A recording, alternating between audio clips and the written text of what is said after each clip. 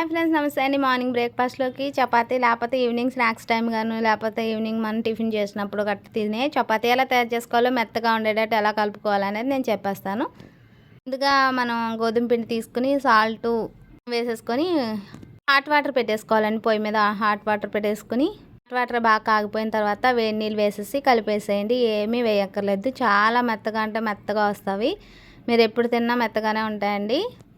వేడి నీళ్ళు పోసుకొని ఉంచేసుకోండి. వెంటనే కలిపాకని చేయి కాలిపోద్ది, మళ్ళీ అని తిట్టుకుంటారు. అవి కొంచెం చల్లబాడి గోరువెచ్చగా ఉన్నప్పుడు ఇలా కలిపేసుకోండి. వంటలా పెట్టేసుకొని ఉంచేసుకోండి. ఎప్పుడైతే అప్పుడు మనం చపాతీలో ఒత్తుకోవడమే అండి మిగిలినవి.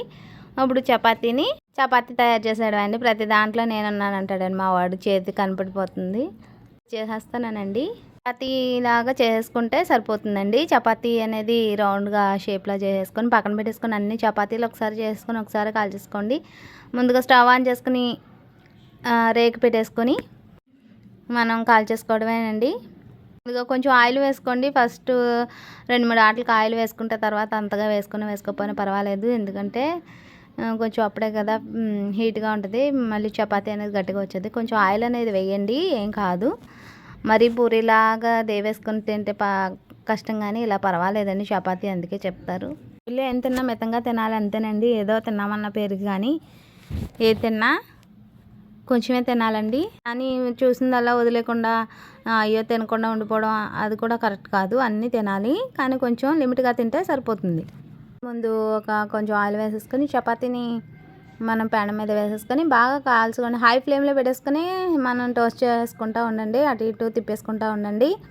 వేసుకొని కాల్ చేసుకోవడం అండి. ఇలాగ అన్ని చపాతీలు కాల్ చేసుకోండి. ఈవినింగ్ ఇందులోనే ఎగ్ ఉంటుంది కదండి, ఎగ్ వేసుకుంటే ఇంకొకసారి చూపిస్తాను ఎగ్ చపాతీ అని చెప్పేసి. అంతే అండి, ఇలా కాల్ చేసుకోండి.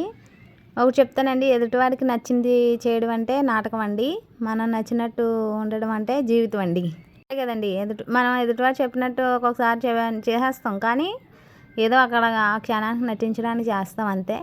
కానీ బేసిక్గా మనం ఏం చేయాలనుకునేటప్పుడు మనకు నచ్చింది చేస్తాం కదా, అప్పుడు మన రియాలిటీగా జీవించడం అండి. అందుకని మీకు నచ్చిందే చేయండి. ఎదుటి వాళ్ళు ఏదో అనుకుంటారని ఏది చేయకండి. మన చపాతీలన్నీ రెడీ అయిపోయినాయి, చూసారు కదండి. నేను నొక్కి పెట్టి చూపిస్తున్నాను ఎంత స్మూత్గా వచ్చేసినాయో. చాలా నేను చెప్పిన విధంగా కలుపుకొని సరిపోతుంది.